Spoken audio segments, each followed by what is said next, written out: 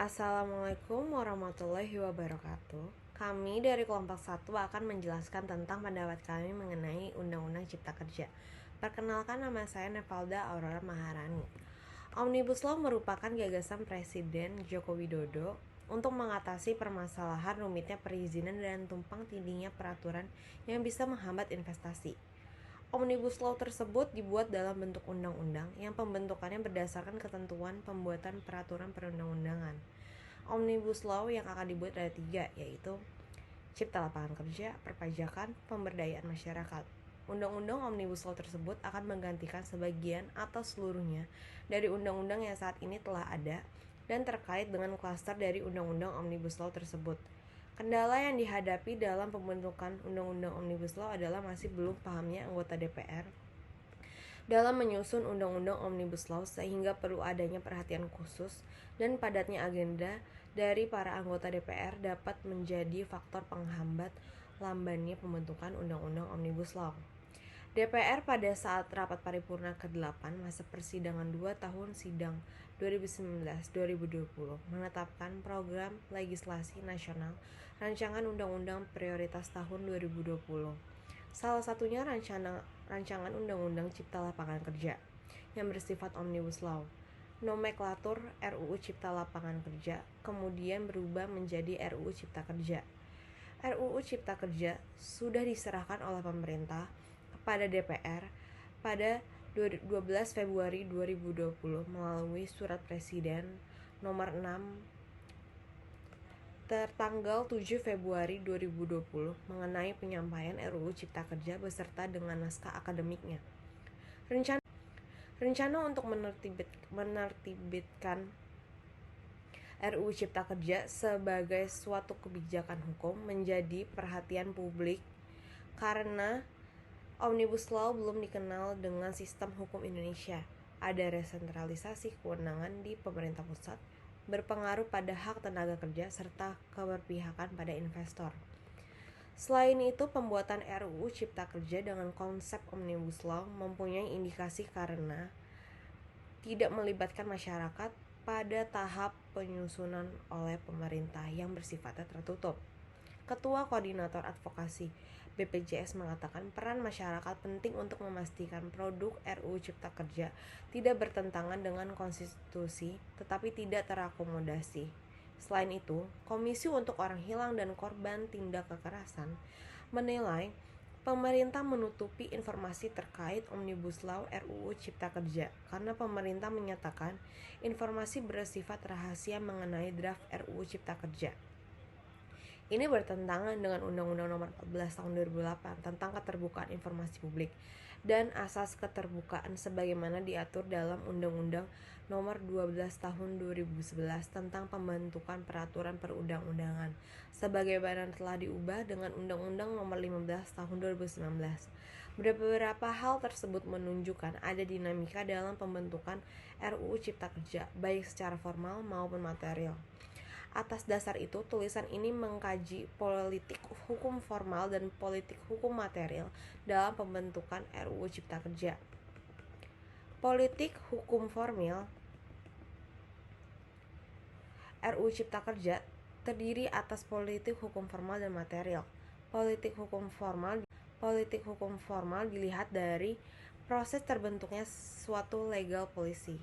Sedangkan politik hukum materi dilihat dari materi pengaturan atau norma dalam suatu legal policy. Politik hukum RUU Cipta Kerja bermula sejak ada political will pemerintah untuk melakukan penyederhanaan dan deregulasi undang-undang yang menghambat penciptaan lapangan kerja dan pemberdayaan usaha mikro, kecil, dan menengah UMKM melalui Omnibus Law. Ini dilatar belakangi dengan dinamika perubahan global yang perlu direspon cepat dan tepat, sehingga diperlukan reformulasi kebijakan karena akan memengaruhi pertumbuhan ekonomi. Atas dasar itu dibentuk RUU Cipta Kerja yang merupakan inisiatif pemerintah dan masuk dalam daftar prolegnas RUU Prioritas tahun 2020. RUU Cipta Kerja dimaksudkan untuk pertama, menciptakan hukum yang fleksibel, sederhana, kompetitif, dan responsif demi terwujudnya keadilan sosial bagi seluruh rakyat Indonesia sebagai amanat konstitusi, dan kedua, mengembangkan sistem hukum yang kondusif dengan menyinkronkan undang-undang melalui satu undang-undang saja melalui Omnibus Law. Perkenalkan, nama saya Munia Izati. Terbentuknya RUU Cipta Kerja menunjukkan telah ada politik hukum dari eksekutif untuk dilanjutkan melalui proses legislasi. Saat ini pemerintah sedang melakukan aktivitas untuk menentukan pola atau cara membentuk hukum dan memperbarui hukum melalui proses legislasi, sehingga terbentuk suatu legal policy yang bersifat sebagai hukum yang akan dikerjakan untuk menciptakan lapangan kerja. Ini berarti politik hukum dari RUU Cipta Kerja adalah pembentukan hukum dengan menerapkan Omnibus Law dalam perumusan hukum untuk peningkatan investasi sehingga tercipta lapangan kerja.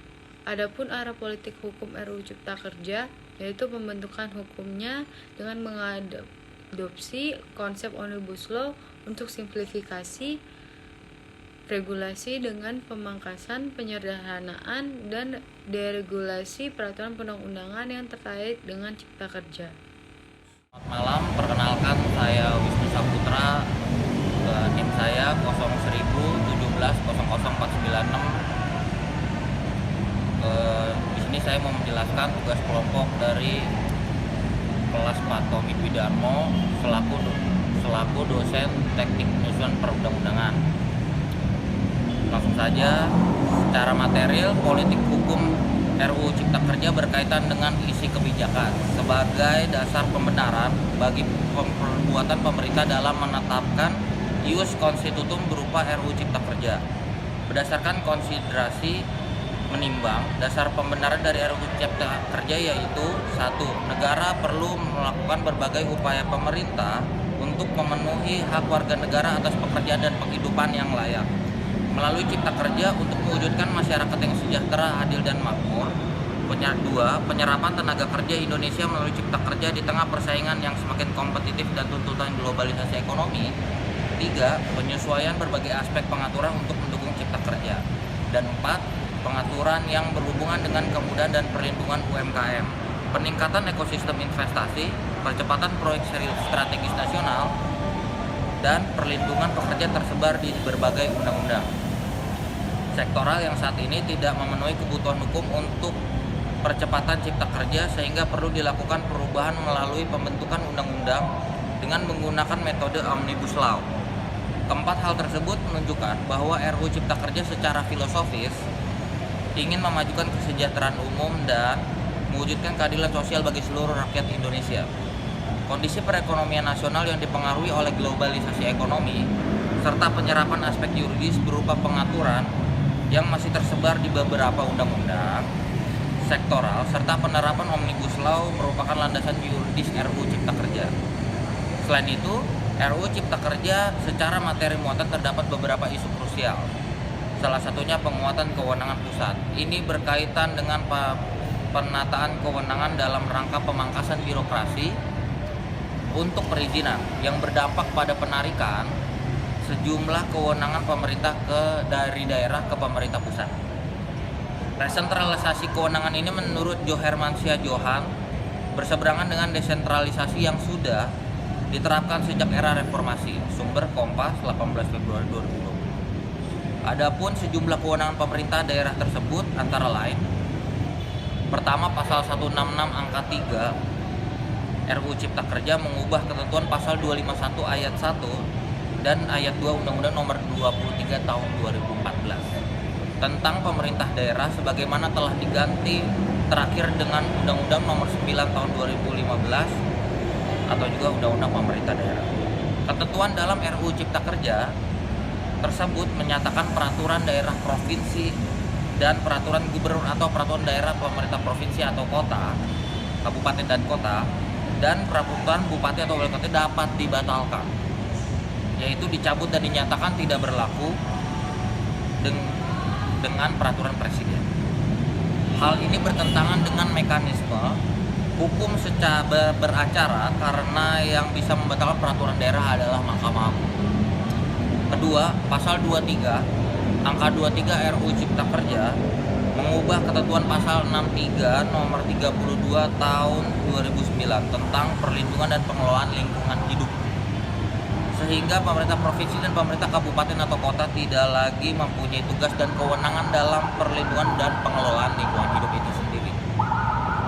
Dengan adanya norma tersebut, RUU Cipta Kerja masih perlu ditinjau ulang dan dilakukan kajian yang mendalam agar konstruksi pemerintah daerah yang dibangun melalui RUU Cipta Kerja sejalan dengan Undang-Undang Dasar Negara Republik Indonesia tahun 1945 dan sesuai dengan makna otonomi dan desentralisasi yang diadopsi dalam UUD NKRI tahun 1945 dan UU Pemerintah Daerah. Beberapa hal tersebut menunjukkan RUU Cipta Kerja secara materi bersinggungan dengan banyak undang-undang sehingga berpotensi terjadi disharmoni peraturan perundang-undangan secara vertikal dan horizontal. Selain itu, beberapa norma dalam RUU Cipta Kerja akan berdampak pada kewenangan pemerintah serta hak dan kewajiban bagi perorangan dan badan usaha. Hal ini mengingat RUU Cipta Kerja dimaksudkan sebagai rancangan undang-undang yang bersifat omnibus law sehingga akan berpengaruh pada sekitar 70